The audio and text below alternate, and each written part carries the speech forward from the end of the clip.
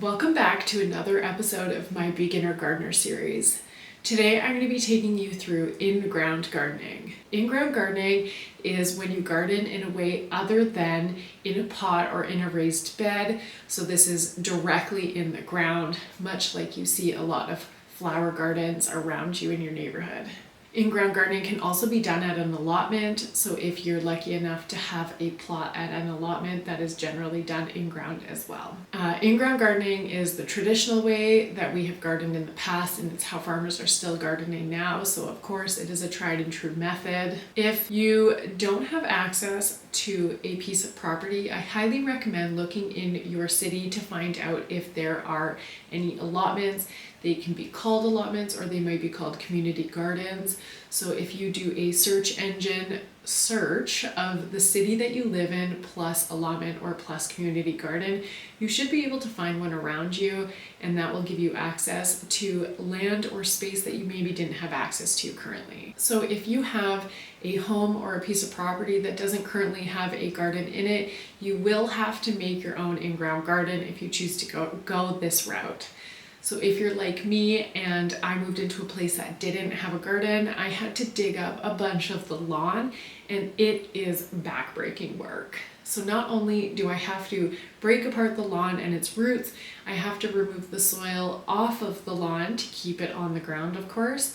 And I have to dispose of the lawn and grass in a specific way because you really shouldn't be putting it into your yard waste bags. The only reason I say don't put it into your yard waste bags is because oftentimes those that are collecting them are not expecting the bag to be as heavy as it is, so you can injure someone. So if you are going to put your lawn into these bags, make sure that you remove all the soil off it and allow it to dry out so that it is light. But this is not what I recommend doing. I've created a pile of mud and I'm letting it decompose, so that way I'm not hurting anybody who's trying to do their work, and it's also going to just break down into my soil for me. So when it comes to growing in the ground, you really want to make sure that you know what type of soil that you have. I'm going to take you through the different types of soil at the end of this video and how you can test your own soil to determine what kind you have. So stay tuned for that. And in the meantime, let me know in the comments below if you're hoping to do an in-ground garden, or if you already have one, what your experience has been with it. Or you can wait till the end of the video, find out all about the soil testing, and then let me know what type of soil you have in your yard. Okay, let's discuss the pros and benefits of having an in-ground garden. So the first one is that it is an affordable way to garden if you already have access to land. So in Canada here, it's very expensive to get a piece of property. We all know this. So I say it's an asterisk that it's affordable, but from the perspective of not needing to buy or build a raised bed, if you do have access to property, you can just dig it up and create a garden, and therefore it's the most affordable of the different types of gardening. The second is that there are no fancy tools required to make your garden, and you can build it to any size and shape that you want to. Whatever land size you have, you can make your garden the whole piece of property if you wanted to, and all you need is a shovel. It's a lot easier. You don't need to have any type of tools like a saw or a drill to build a wooden raised bed or anything like that. You just dig it up. So another benefit is that the ground holds water better, so you don't have to worry about your garden drying out the same as if you had a raised bed or a container. When you have the rainy days, the water does saturate into the soil and it allows your plants to have access to it. They don't have a limit of where their roots can grow or how large they can grow, so they can access water from further areas than they could if they were in a raised bed or in a pot. They also have access to more nutrients, so as long as you are taking good care of your soil, there are a lot of nutrients that exist in the ground, so your plants do have access to those. And the final benefit is that growing large perennial food plants such as rhubarb do a lot better in the ground. They have a lot of space to shake their roots out and grow, and so you can grow different plants because of growing in the ground. I don't know many people who grow rhubarb in containers. Even I grow mine in the ground. It's just better for those very large perennials. So a few limitations with growing in ground. The very first one is access to land, a very obvious one. We don't all have the privilege to have land or an allotment or community garden, so that is the first limitation to being able to garden in ground. The second is that you can't control the type of soil that you have.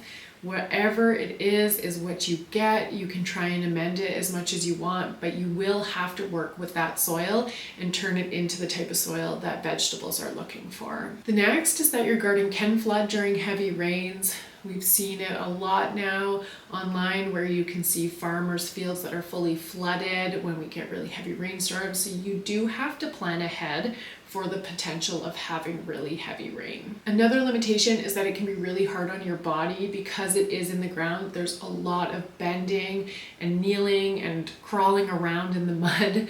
And so you do have to be physically able to garden this way. And the final is that if your land is close to areas such as railway lines or old railway lines, you do have to test your soil for potential chemicals.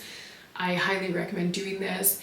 And if you don't have the capacity to be able to get your soil tested for any type of toxins, growing in raised beds is the solution for this situation. Okay, so we're going to talk about soil. There are 4 types of soil that you can find in your backyard: clay, sand, silt, and loam. I'm going to take you through all 4 of them and how you can test your soil to determine exactly what type you have. So the reason that it's important to know which of these 4 soils that you have is because the type of soil impacts the drainage as well as the nutrients and airflow, and also how well the roots can grow. So let me take you through your test so you can figure out what type of soil you have. So here's your homework from today's class. You're going to go outside and you're going to dig up an area that you do want to garden in, and you're going to grab a clump of the soil. You're going to moisten it so that it is not soaking wet, but wet enough that you can work with it, and you're going to roll it into a sausage shape.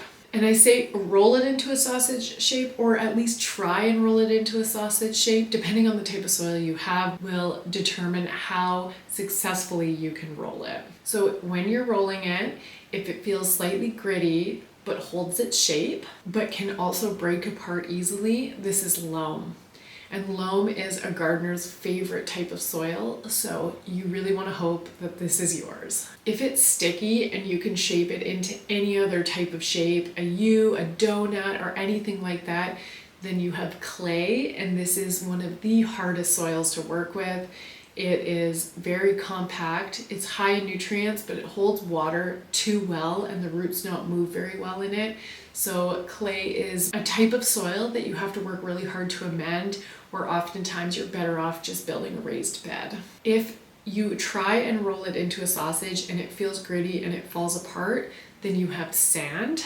So this has really good airflow and the roots can move freely, but the water drains too quickly and the nutrients leave fast as well. So what you want to do if you have sandy soil is to be adding manure and or compost to try and bring up that nutrient level and make it less sandy, so that way you're not constantly having to water your garden. So finally, if the soil in your hand feels smooth and silky and doesn't break apart easily, then you have silt, and your drainage again will be really high and your nutrients will be low. So same as sand, you're going to want to add in some manure or compost. So that's everything about growing a garden in the ground.